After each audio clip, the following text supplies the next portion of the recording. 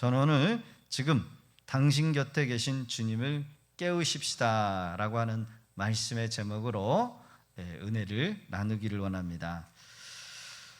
오늘 본문의 말씀은 예수님께서 공생에 계실 때 제자들과 함께 바다를 건너 다른 지역으로 복음을 전하시기 위하여 움직이는 현장의 내용입니다.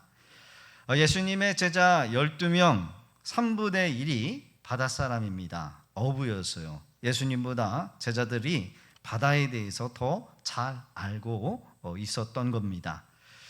그러기에 바다의 날씨도 그리고 파도의 높이도 바닷속 어디 가면 길이 있고 물고기는 어떤 종류가 있는지 어떤 시간에 어떤 물고기가 잡히는지 이 어부인 제자들은 너무나도 잘 알고 있었습니다.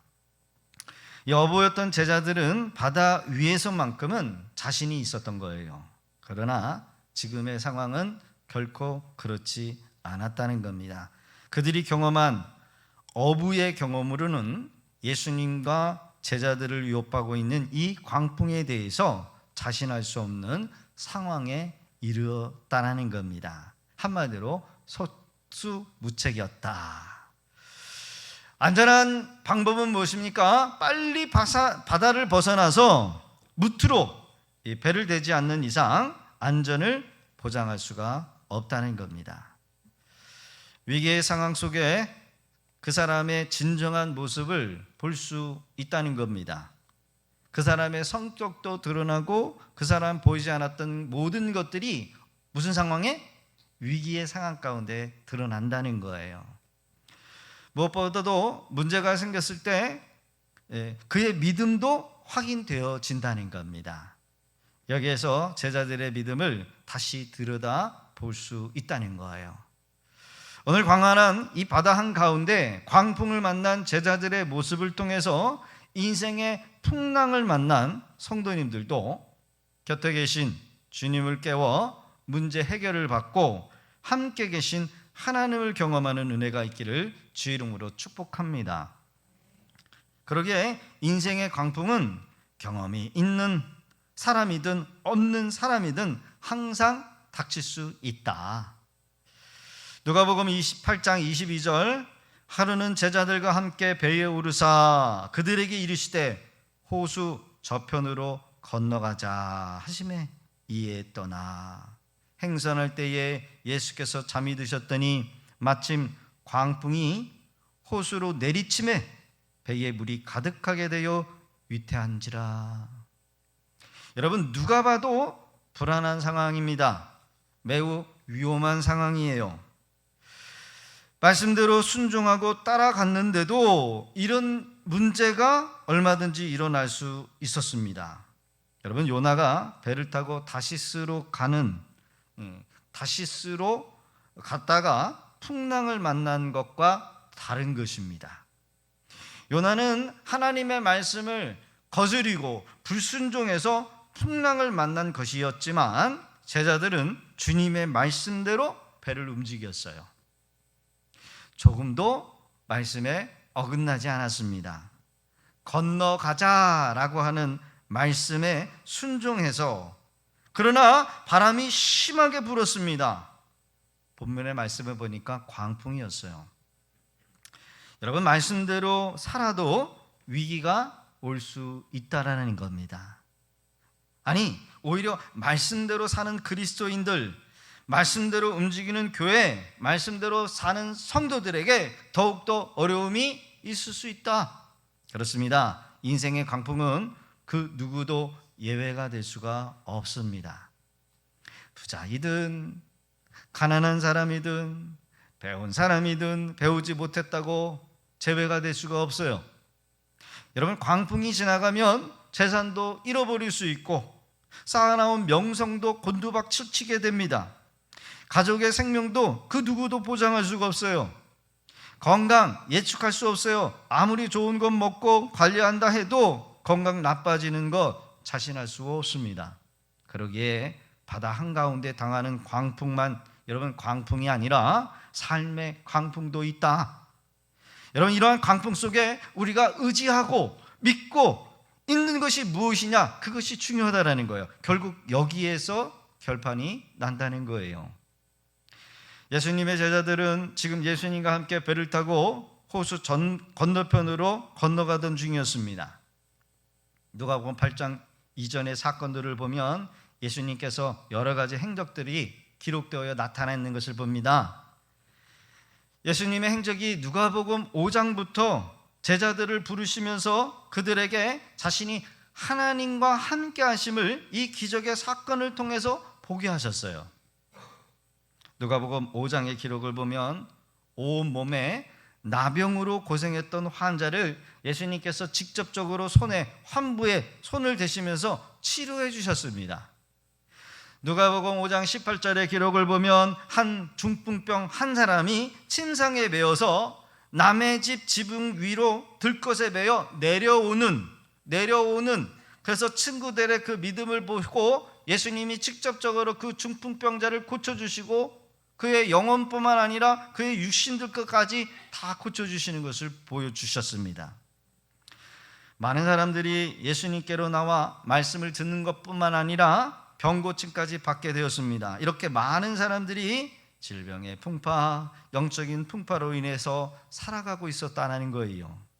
이런 가운데 예수님께서는 그들의 문제만 해결해 주실 것이 아니라 그들의 영적인 부분까지 여러분 채워주셨다는 거예요. 예수님의 제자들 직접적으로 예수님의 행하신 기적들이 여러분 보았습니다. 들었습니다. 체험하기도 했습니다. 심지어 예수님께서 오병이어 7병이의 기적을 일으키셨을 때에도 물고기 2마리 보리떡 5개를 가지고 예수님이 12광주리를 남긴 그 현장, 그것을 체험하고 보고 목격까지 했어요. 이런 상황 가운데 정말 제자들이 하신 이 예수님이 하신 행적들을 보고 예수님을 온전히 믿어야 했어야 한다는 거예요. 하나님의 아들이심을 믿어야 했다라는 겁니다. 어떻게 보면 제자들이 당면한 이 광풍은 예수님께서 제자들의 믿음을 시험하시고자 하는 테스트였다. 지금 예수님은 벤 머리 위에서 주무십니다. 23절의 기록을 보니까 행선할 때에 예수께서 잠이 드셨으니 마침 광풍이 호수로 내리치심에 배에 물이 가득하게 되어 위태한지라. 미리 잠드셨지만 배가 요동치고 위태해지면서 여러분 그러면 어떻게 돼요? 주무셨던 예수님이 잠에서 깨어나야 하셔야 합니다. 그런데 성경은 뭐라고 기록합니까? 배가 흔들림에도 불구하고 광풍이 몰아치는데도 불구하고 예수님은 계속해서 뭐 하셨더라? 주무셨다는 거예요. 말씀대로 살고 주님 기뻐하시는 대로 정직하게 살다가 고난에 빠지면 주님 빨리 이 문제를 해결해 줘야 하는 것이 정상이 아닙니까? 그런데 주님은 모른 척 하시는 것 같아요. 주무시는 것 같습니다. 정직하게 착하게 사는데 고난이 오고 주님도 외면한 듯 싶고 주변에 좋은 친구들도 편들어 주지 않고 침묵거는 것 같은 그런 상황 여러분 있습니까? 없습니까? 있어요. 제자들 주님의 말씀대로 살았는데 순종했는데 배를 띄웠는데도 지금 문제가 생겼어요. 힘들어해요. 그런데도 주님이 주무셔요. 그런데 여기서 죽겠다고 아우성치는 이 제자들과 주무시는 주님의 모습이 참으로 대조적입니다. 여러분 주님께서 무엇을 의도하는 것이 있지 않을까요? 이런 현상에도 평안하게 잠을 쉴 수 있는 우리 주님의 모습. 그러나 제자들은 불안해합니다. 두려움에 이제는 아우성까지 칩니다. 그러나 주님이 계시는데 함께 하시는데 왜 두려워하느냐라고 주님이 말씀하시고 책망까지 하셔요. 여러분 이런 주님을 바라보며 제자들은 힘들어서 더 이상은 못 참겠다. 주님은 깨워야 되겠다. 24절의 기록을 보니까 제자들이 나와 깨어 이르되 주여 주여 우리가 죽게 되었나이다. 심각해요. 이 두려움의 이유가 무엇입니까? 왜 두려워할까요? 주님은 이렇게 말씀하십니다. 25절에 보니까 제자들에게 이르시되 너희 믿음이 어디 있느냐? 너희 믿음이 어디 있느냐? 여러분, 뭐가 문제라는 거예요? 믿음이 문제라는 거예요. 아니, 지금 광풍이 불어서 죽게 된 상황 가운데 자다가 일어나셔가지고 기껏 하시는 말이 위로는커녕 이 문제를 해결해 줄 문제를 안건을 내놔주는 게 아니라 무슨 문제? 믿음의 문제를 말씀하고 계셔요. 진정한 믿음이 있다면 두렵고 불안할 수 없어야 한다는 거예요. 주님이 곁에 계시는데 왜 불안해하느냐?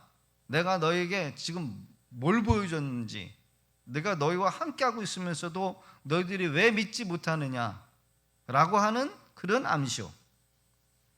주님처럼 편안하게 기다릴 수 없느냐? 주님의 확실한 메시지 아니겠습니까? 사람들의 마음을 흔드는 불안함은 생각보다 훨씬 강한 힘을 가지고 있습니다. 여러분, 불안장애 아십니까? 불안장애. 앞일이 여러분 아직 결정되지도 않았는데 그거 보고 두려워하는 게 불안장애래요. 장애. 비슷한 것만 봐도 두려워하는 거, 불안장애. 여러분, 우리가 살아가는데 세상은 불안합니다. 불안한 일들로 가득 찼습니다. 그러나 미리 걱정하고 불안해한다면 여러분 살아갈 수가 없어요. 일상생활 불편하고 불안하게 정상적으로 살아가는 것은 정말 없을 겁니다. 불안장애를 가지면. 믿음을 시험하고자 한 결과가 무엇입니까? 그들의 믿음이 없다는 거예요. 예수님을 따라다녔습니다. 어느 누구보다도 예수님이 하신 말씀과 기적과 여러 가지 일들을 체험했음에도 불구하고 그들이 예수님을 보는 시각이 제대로 된 사람이 하나도 없었다. 교회는 다니지만 여러 가지 시험 한 방에 확 넘어지고 신앙을 내려놓고 이따까지 쌓아놓은 거 다 흘러버리는 그런 일들이 있어요. 그런 처음부터 믿음이 바르지 못했다라는 거예요. 우리의 믿음, 이 믿음의 시험, 테스트는 그래서 너무나 중요한 거예요. 왜냐? 우리가 믿고 있는 그 믿음의 대상이 드러나기 때문이라는 거예요. 사람들은요, 신앙이 있든지 없든지 무엇인가를 믿는 믿음으로 이 세상을 살아간답니다. 여러분들이 아마 차를 끌고 오실 때에도 이 차가 절대로 사고 나지 않고 나를 교회로 다 인도해 줄 거야 라고 하는 믿음을 가지고 차를 끌고 나오시죠? 만약 믿지 못하면은 가다가 확 뒤집어져 가지고 난 죽을 거야 이러면은 그런 믿음을 가지고 차를 타고 오신 분은 없을 거예요. 우리가 사업장에 문을 열을 때에도 오늘은 손님이 많이 오실 거라고 믿고 문을 열지, 오늘 손님이 한 명도 없을 거야 라고 하면서 문을 여시는 분은 없을 거예요. 여러분, 이게 믿음이요. 그렇죠? 세상 사람들의 믿음이에요. 그런데 하나님을 믿는 사람과 믿지 않는 사람은 그것 믿는 것이 분명히 다르다라는 겁니다. 하나님을 믿지 않는 사람들의 믿음을 가지고 있기는 한데 눈에 보이는 믿음이라는 거예요. 이 세상적인 믿음이라는 거예요. 우선 나와 친한 사람들이 나를 배신하지 아니할 거고 그들이 나를 지켜줄 거고 그들과 나와의 관계가 계속해서 나아질 것이다라고 하는 믿음이요. 한마디로 내가 눈으로 보는 자연은 계속 이런 형태로, 이런 상태로 유지될 것이다라는 거. 내가 가지고 있는 지위나 학벌이나 재산은 나를 계속해서 지켜주고 유익하게 할 거라고 하는 믿음. 거기에 비해 하나님을 믿는 사람은 눈에 보이지 않는 믿음의 사람들이에요. 우선 하나님을 믿는 사람들은 하나님의 존재를 믿습니다. 하나님은 모든 것을 보고 계시고 모든 것을 알고 계신다라고 하는 그런 믿음이 있어요. 우리가 하나님의 뜻대로 구하면 하나님의 능력으로 우리를 지켜주시기도 하고 도와주신다는 사실을 우리가 믿습니다. 우리가 하나님의 말씀대로 나아가면 하나님의 능력이 나타난다는 것을 우리가 믿으면서 살아요. 아멘이십니까? 예수님께서 우리에게 가져오신 하나님의 나라는 믿음의 세계입니다. 눈에 보이지 않는 하나님과 하나님의 말씀을 믿게 하셨어요. 그런데 우리가 하나님을 믿을 때 굉장히 불리한 것이 있습니다. 그 첫 번째가 우리가 믿는 것이 눈에 안 보이는 것이에요. 다른 하나는 하나님이 도와주지 아니하시면 확신할 수 없는 길이기에 하나님이 도와주지 않으면 망할 수밖에 없습니다. 다시 말해서 세상 사람들은 눈에 보이는 것을 믿기 때문에 일단 믿는 대상이 구체적이고 확실합니다. 그러나 우리는 눈에 보이지 않는 하나님, 그리고 하나님의 말씀을 믿기 때문에 믿음의 대상이 애매모호해요. 그렇죠? 불확실해요. 그래서 그 결과를 장담할 수가 없어요. 그러나 오늘 이 예수님은 하나님의 능력이 말씀과 사역 속에 나타나고 계시다라는 거예요. 하나님의 능력이 말씀 속에서, 삶 속에서 기도하시기만 하면 응답이 오고, 말씀하시기만 하면 죽은 자가 일어나기도 하고, 인간을 고칠 수 없는 그런 질병까지 우리 예수님이 치료하셔요. 구약의 모든 선지자들이 할 수 있는 그 모든 능력을 지금 예수님이 다 하고 계셔요. 예수님은 믿음의 실체고 예수님은 믿음의 본체셔요. 그렇기 때문에 성경의 모든 초자연적인 사건이 예수님에게는 당연한 것이고 차고 흘러 넘치는 것일 수밖에 없다라는 겁니다. 왜요? 예수님이 창조주 하나님이시기 때문에. 예수님은 이 세상에 오셨을 때에 아무것도 가져오지 아니하셨지만 순수한 하나님의 능력으로 병을 고치시기도 하시고 죽은 사람을 살리시기도 하셨다는 거예요.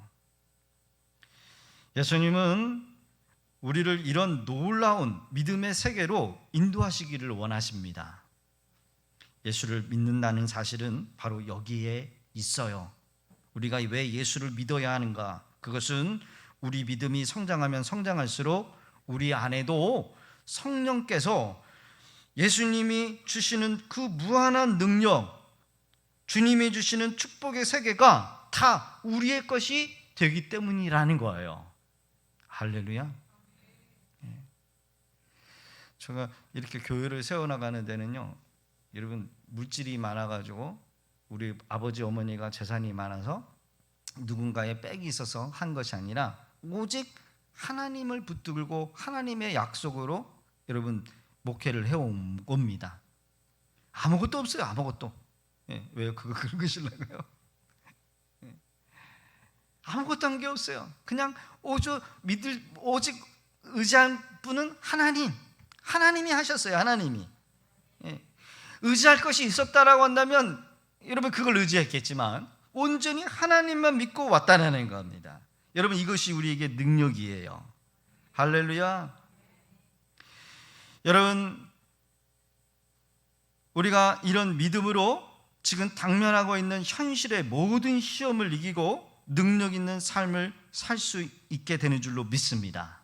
아멘. 우리가 눈에 보이는 이 세계가 전부라고 고집만 한다라고 한다면 여러분 이 세계가 무너지는 순간 우리도 같이 망하는 거예요. 여러분 자연의 이변이 생기거나 사회에 큰 사건이 터지거나 내 주변 사람들이 나를 버리고 여러분 나를 떠나버리면 나는 망하게 되는 겁니다. 여러분 우리의 믿음은 눈에 보이지 않는 하나님을 믿고 하나님의 말씀을 믿는 거예요. 그러기에 믿음의 실제이신 예수님을 보고 예수님의 말씀, 예수님의 죽으심, 예수님의 부활을 믿고 살아야 될 줄로 믿습니다. 그런 의미에서 예수님의 제자들은 이 사건을 통해서 이 광풍의 사건을 통해서 그들이 예수님에 대한 믿음이 그릇된 믿음이었다라는 것을 드러내셨다는 거예요. 그들이 예수님과 함께 하지만 그들은 지금 부산으로 간다고 믿지만 광주로 가고 있어요. 광주로. 방향이 지금 뭐예요? 광주로 가고 있으면서 자신들은 부산으로 간다라고 생각하고 있는 겁니다. 그러니까 믿음에 벌써 초점이 다르고 결과가 다를 수밖에 없다라는 거예요. 목회를 하면서 왜 시험이 우리의 삶에 끊임없이 오는가라고 하는 질문을 하게 되었습니다. 그것은 여러 가지 이유가 있겠지만 바로 우리의 믿음을 위해서 시험이 온다는 거예요. 우리의 믿음이 제대로 된 믿음인가를 시험하는 겁니다. 여러분, 우리가 만약에 죽어서 천국에 갔는데 주님이 내가 너를 모른다라고 하시면 그때 어떻게 하시겠습니까?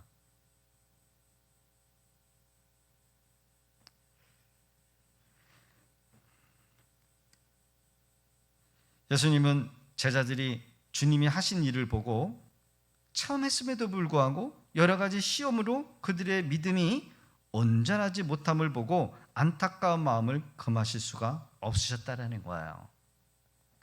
그래서 3년 반 동안 예수님이 제자들을 데리고 다니면서 계속해서 그들의 믿음을 시험하셨어요. 그리고 책망하셨어요. 마가복음 8장 17절에 19절의 기록을 보면 예수께서 아시고 이르시되 너희가 어찌 떡이 없으므로 수군거리느냐, 아직도 알지 못하며 깨닫지 못하느냐, 너희 마음이 둔하냐, 책망하세요. 책망하셨어요. 18절 너희가 눈이 있어도 보지 못하냐, 귀가 있어도 듣지 못하냐, 또 기억하지 못하냐. 내가 너희들과 함께 했고 기적을 보여줬고 놀라운 일을 보여줬는데도 불구하고 왜 지금 이 현실 문제 앞에서 두려워하고 떨고 의심하느냐, 이렇게 책망하고 계시는 거예요. 19절의 기록 보니까 내가 떡 5개를 5,000명에게 떼어줄 때에 조각 몇 바구니를 거두었더냐, 이르되 12이니이다. 벌써 체험했다는 거예요. 며칠 전에 있었던 일들을 지금 다시 회상시켰다는 거예요. 회상시키고 있다는 거예요. 여러분, 제자들이 보아야 할 것은 주님을 바라봐야 합니다. 주님. 그 기적 사건 결말이 아니라 주님을 바라봐야 한다는 거예요. 그들 앞에 주님이 계셔야 한다는 거예요. 주님이 계셨다라는 거예요. 그러나 창조자 하나님, 전능하신 하나님, 오병이와 칠병이의 현장에서 많은 사람들의 필요를 공급했던 그 놀라운 주님, 그들 앞에 주님이 계셨음에도 불구하고 제자들은 주님을 보지 못하고 뭐만 보고 있었어요? 떡만 보고 있었어요. 문제만 보고 있었다는 거예요. 지금 우리 눈 앞에 펼쳐진 그 문제, 큰 문제, 산더미 같은 문제, 해결할 수 없는 문제, 두려운 문제, 공포의 그 문제, 나를 짓누르고 있는 그 문제에 눌려서 주님을 보지 못하고 있다는 거예요. 사랑하는 성도 여러분, 우리의 시선을 어디로 향하고 있을까요? 눈이 열려 살아계신 주님을 보실 수 있기를 바랍니다. 지금 우리와 함께하고 내 안에 함께하시고 나와 함께하신 주님을 바라보실 수 있기를 바랍니다. 그 주님이 나와 함께하심을 믿으시기 바랍니다. 나와 함께하고 계심을 믿는다라고 한다면 여러분, 무슨 걱정이 있어요? 무슨 걱정이? 왜 너희 눈이 있어도 보지 못하느냐, 귀가 있어도 왜 듣지 못하느냐, 왜 기억하지 못하느냐, 어제도 함께했고 그저께도 함께했고 너를 통해서 놀라운 일들을 내가 보여줬고 지금까지 끌고 왔는데 왜 믿지 못하느냐, 왜 두려워하느냐 라는 거예요. 여러분, 하나님께서 야곱의 하나님, 아니 아브라함의 하나님, 이삭의 하나님, 야곱의 하나님 이렇게 하시죠. 뭡니까? 살아계신 하나님이시다라는 거예요. 아브라함의 하나님이 너의 하나님이 되었고 이삭의 하나님이 지금 너의 하나님이시고 야곱의 하나님이 지금 동일하신 변함이 없는 그 하나님이시다라는 거예요.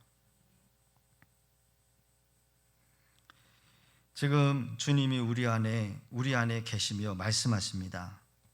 그분이 말씀하시면 천지가 변할 수 있어요.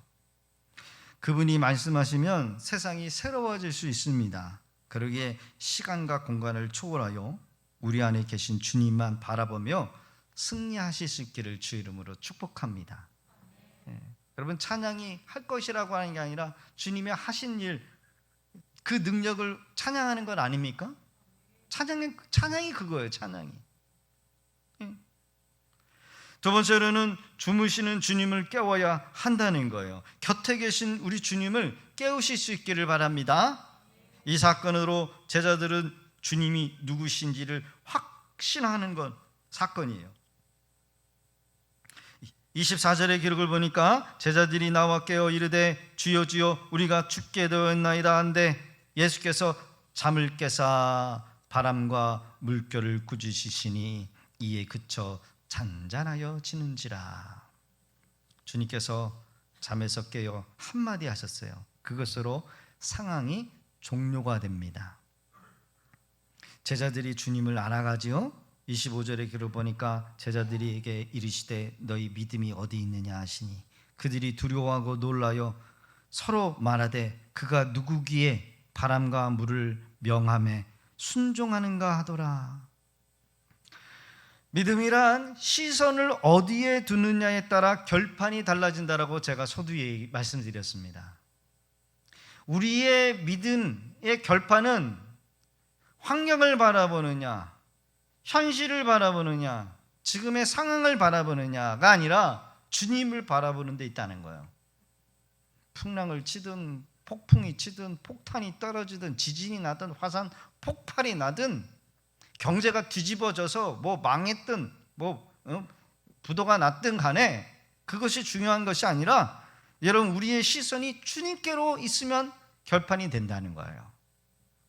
믿음의 사람이라고 하면 눈에 보이는 현실이 아니라 주님께로 향해야 합니다. 따라합시다. 믿음의 사람이라면 눈에 보이는 현실이 아니라 주님께로 향해야 합니다. 할렐루야. 같은 사건이 마가복음 4장 39절의 기록에 있어요. 예수께서 깨어 바람을 꾸짖으시며 바다더러 이르시되 잠잠하라 고요하라 하시니 바람이 그치고 아주 잔잔하여 지더라. 예수님은 그 자리에 마치 바람이 귀가 있고 호수가 사람의 말을 알아듣는 것처럼 꾸짖으셨습니다. 그랬더니 그 즉시 미친 것처럼 날뛰던 그 바람과 호수가 어떻게 됐어요? 잔잔해졌어요. 그리고 나서 제자들의 믿음 없음을 책망하셨습니다. 이것은 오늘을 살아가고 있는 저와 여러분들에게 향한 말씀입니다. 그러나 더욱더 중요한 사실은 이 믿음의 시험을 통해서 우리도 우리의 삶을 두렵게 하는 광풍과 같은 것들을 두려워하고 죽을 것 같은 상황에서 이제는 주님께 시선을 두고 문제를 해결해 내야 한다는 거예요. 여러분, 주님께 시선을 두시고요, 문제를 해결해 나가시기를 바랍니다. 해결할 수 있어요. 누구에게 시선을 두면? 주님께로 시선을 두면. 우리 안에 주님이 계십니다. 우리의 삶 안팎의 광풍은 또 언제 불어닥칠지 몰라요. 그러나 확실한 사실은 이러한 죽음의 광풍이 불어도 절대로 겁을 먹지 않습니다. 왜요? 우리 안에 주님이 계시기 때문에. 이제 오히려 이런 광풍이 일어날 때마다 우리는 하나님의 살아계심을 드러낼 수 있는 기회로 삼아야 될 줄로 믿습니다. 지진이 나고 풍랑이 일고 화산 폭발이 나고 허리케인이 일어난다 할지라도, 온데간데 우리의 모든 삶의 터전이 없어진다 할지라도 여러분, 죽지 않습니다. 하나님이 우리와 함께 하시기 때문에. 주님은 우리가 상상하는 것보다 더 훨씬 강하시고 훨씬 놀라운 힘을 가지고 계십니다. 나를 덮칠 것 같은 파도처럼 나를 무너뜨리는 악한 자가 여러분 우죽수처럼 지금 일어나서 달려든다 할지라도 여러분 걱정하지 마시기 바라요. 주님이 반드시 해결해 주실 날이 올 거예요. 말씀 한마디로 악을 무너뜨리시고 나를 세우실 날이 올 것이기에요. 여러분, 그러기에 우리가 만나는 어려움과 시련은 주님을 경험할 수 있는 기회이다. 주님께 영광을 돌릴 수 있는 기회이다. 할렐루야. 때로는 우리의 삶에 광풍과 같은 일이 있을 때가 있습니다. 신앙이 어릴 때는 여러분 광풍이 크게 보였어요. 신앙이 어릴 때, 믿음이 없을 때는 광풍이 그렇게 크게 보일 때가 없어요. 광풍으로 인해서 엄청난 스트레스를 여러분 받습니다. 이때 하나님이 보이지 않아요.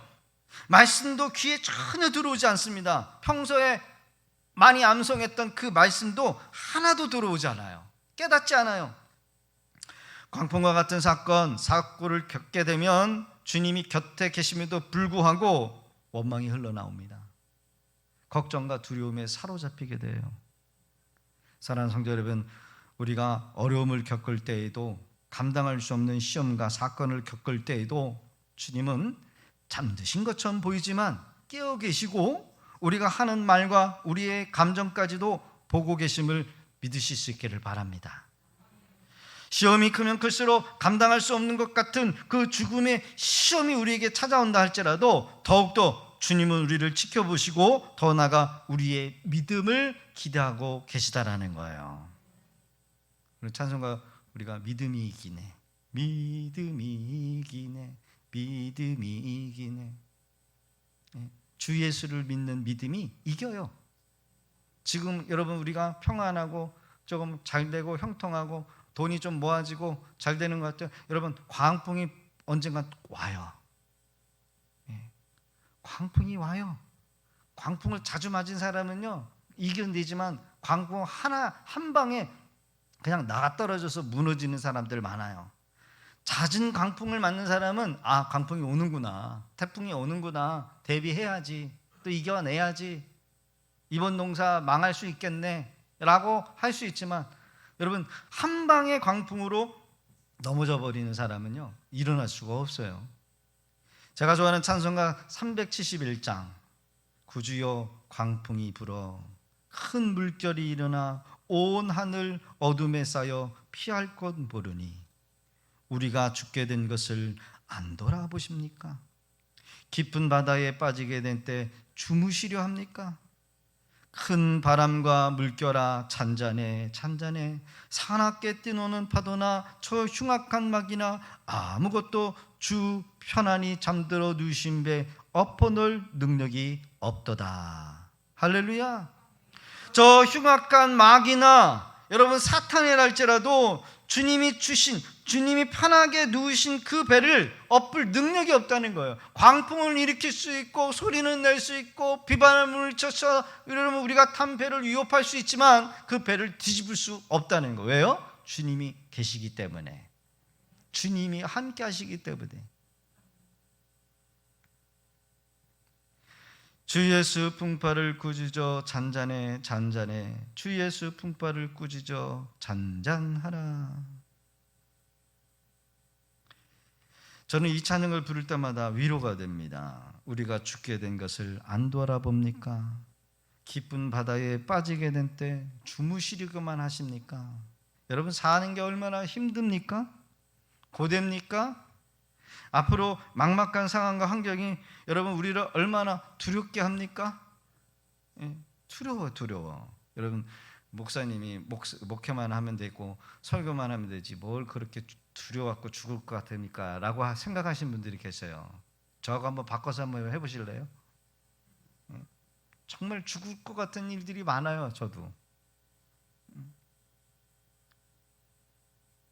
그러면 우리 성도님들은 삶의 현장에서 얼마나 진짜 힘들게 살아가고 계시는가. 분명한 한 가지 사실은 주님이 우리 곁에 계시다라는 거예요. 지금 제자들과 함께하면서 뱃머리에 주무시고 계시지만 제자들의 태도, 제자들의 믿음을 보고 계시는 거예요. 여러분 우리가 가지고 있는 믿음은 단순한 신념이 아닙니다. 실제로 이 세상에 하나님의 능력이 나타나게 하는 것, 여러분 이런 믿음을 우리가 가지고 있어요. 여러분 하나님의 능력이 어디에서 나옵니까? 내가 믿고 있는 예수님의 이름에서 나타나도록 해야 한다는 거예요. 내가 믿고 있는 예수님의 이름에서. 그래서 평상시에 우리가 함께 모여서 기도의 제목을 가지고 기도하는 이유가 여기에 있습니다. 여러분, 기도의 제목들이 그냥 이루어집니까? 체험이 많으면 많을수록 기도의 능력, 기도의 힘이 내 산 유산이 되는 거예요. 그래서 기도를 많이 한 사람들은 뿌리가 깊어요. 광풍이 와도 흔들리지 않습니다. 뿌리채 뽑히지 않습니다. 기도의 응답이 결코 우연히 일어나는 제목은 없어요. 기도의 응답이 결코 우연히 된 기도 제목은 없다라는 겁니다. 기도했으니까 기도가 응답이 되는 거예요. 우리의 믿음이 성장하고 자라면 예수님과 내가 따로가 아닙니다. 예수님이 내 안에 계시고 내가 예수님 안에 있게 되는 거예요. 즉, 나는 예수님의 눈으로 모든 것을 보게 되고 예수님은 내 손과 발을, 입을 통해서 일하시고 계시는 것을 보게 되는 겁니다. 할렐루야. 예수님과 하나가 되는 거예요. 나의 믿음이 예수님과 하나가 되는 거예요. 내 속에 예수님이 충만하게 거할 때, 내가 성령 충만하고 능력이 충만할 때, 여러분, 저절로 기도가 나오고 저절로 찬양이 나오고 그러면서 능력이 나와요. 능력이 나와요. 그게 성령 충만 아닙니까?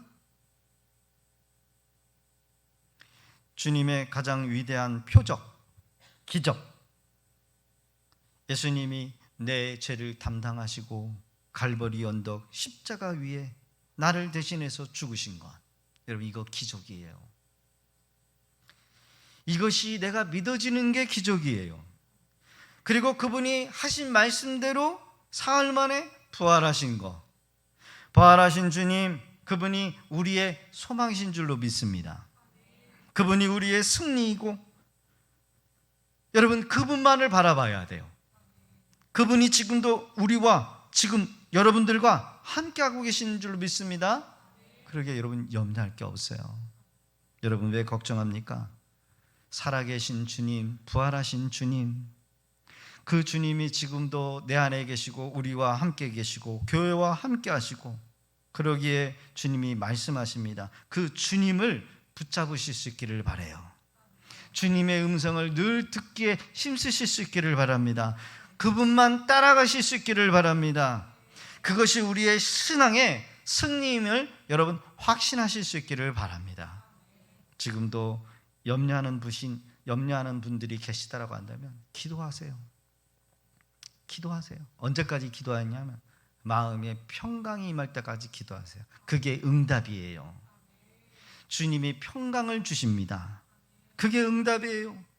주님이 함께 하심을 믿는다면 그때부터는 걱정할 일이 없어요. 하나님이신 예수님, 그분이 구세주시고 전능하신 하나님이 우리와 함께 하시기에 걱정하지 말라고 하셨습니다. 앞으로의 시대는 더 어려울 수는 있어요. 그러나 그 어려움에게는, 누구에게는 어려움이 되고 망하는 계기가 될 수는 있을지는 모르겠지만, 우리에게는 그 어려움이 전도의 기회가 되고 많은 사람들을 살려내는 기회가 될 수가 있고 또 구원할 수 있는 기회가 될 수 있다는 겁니다.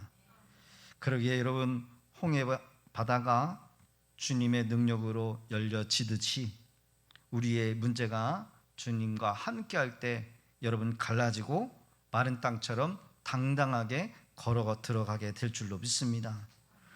여러분들에게 두려움을 주고 어려움을 주고 공포를 주렸던 그 모든 사람은 여러분 온데간데 없어지고 망하게 될 것이에요.